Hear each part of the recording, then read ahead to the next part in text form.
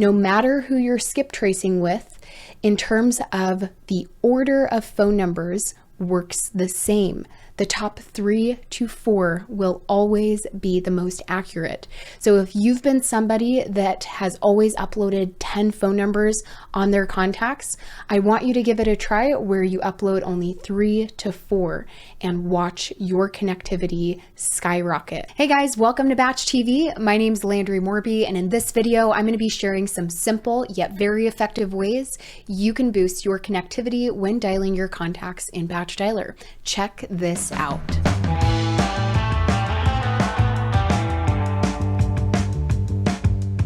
Hey everybody, so we're going to be jumping into my BatchDialer account today, and I'll be sharing 3 to 4 really big tips that aren't hard to act upon and start implementing immediately so that you can boost how many people you're connecting with when you're cold calling your prospects.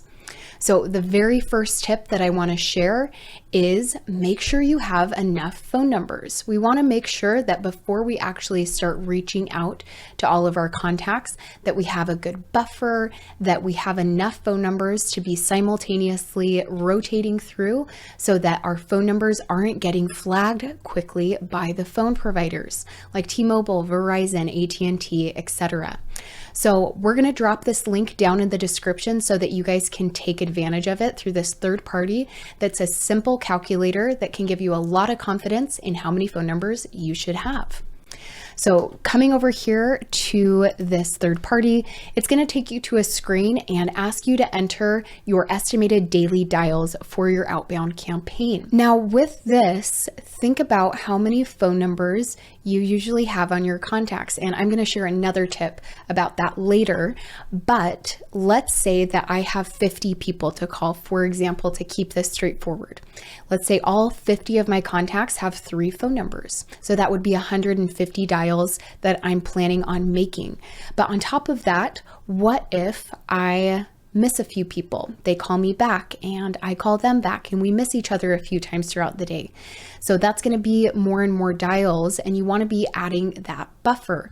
So let's say that we're planning on making roughly 200 outbound calls in this day. I'm going to put in 200 and then go to step 2.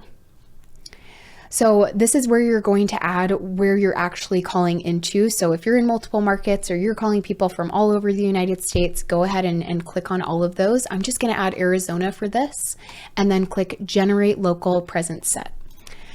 So here is the breakdown. What's really nice about this and what I really like is that sometimes when you're getting started, you might be just thinking about some really straight to the point area codes in that state that you're familiar with, but this gives you a good idea on how many phone numbers you should have in a specific area code as well, which is really nice. So here I can see that there is a good section. This is going to give you good performance. This is going to give you better, and this is going to give you the best.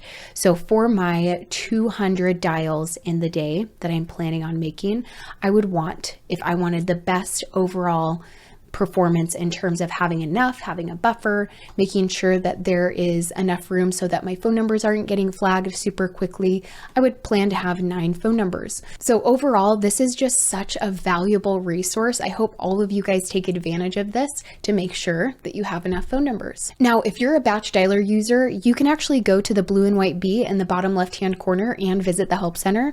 And there's a best practice sheet in there that will have all of the links to register your phone numbers through the phone providers. So T-Mobile, Verizon, AT&T, etc. And just letting them know that you now own the phone numbers that you've brought into your account and you are a legitimate person and business, that you're not spam calling people. This can really help the health of your phone numbers so that they don't come up as a threat to these phone providers. Another really big tip that I wanted to offer is making sure that you are adding the advanced phone number reputation add-on within your BatchDialer account if you have it, so that the system can actually let you know which phone numbers are safe to use, which have been flagged, and when it's time to replace them. So what you can do to learn more about this is, of course, within our Help Center through the Blue and White Bee, we have some great guides there. But if you go to the add-on section in your menu, you'll be able to read more about this, and you can turn it on to monitor 15 phone numbers per month for $49 in a bundle.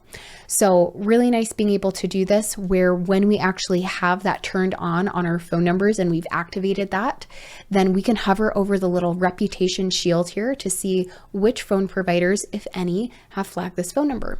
It'll also have a really nice guide here to let you know how many flags a phone number will have for you to actually be concerned about it. So 0 to 2, you're good to go. It's still a safe phone number. 3 to 5, you should, have some caution there, and 6+ flags will indicate it's no longer safe to use. And we also have this phone auto replacement option here that the system will make sure that it replaces any phone numbers that are no longer safe, so that you don't have to stop and look through your account before you start working on calling your contacts, and the system will take care of that for you so that you're using safe phone numbers constantly. Now, the very last thing I really wanted to share, this will make a huge difference in your connectivity. So when you're uploading your list of your prospects into BatchDialer, and it's giving you the ability to map out all of your data from your file, you want to make sure that you're uploading no more than the top 3 to 4 phone numbers on your contacts. No matter who you're skip tracing with, in terms of the order of phone numbers works the same. The top 3 to 4 will always be the most accurate. So if you've been somebody that has always uploaded 10 phone numbers on their contacts, I want you to give it a try where you upload only 3 to 4 and watch your connectivity skyrocket, so that you don't have to waste your time and energy and money on calling extra phone numbers when you really don't need to.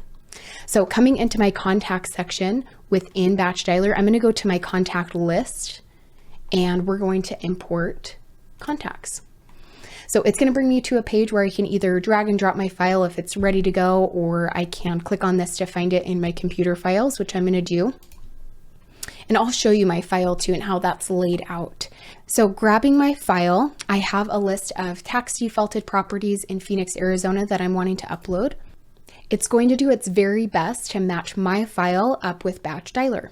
So what you can do is bring up your file here, and this is mine, where the really big points, making sure I have the first and last name of all of my contacts, their address nice and separated by the street, the city, the state, and the zip code, and then the phone numbers.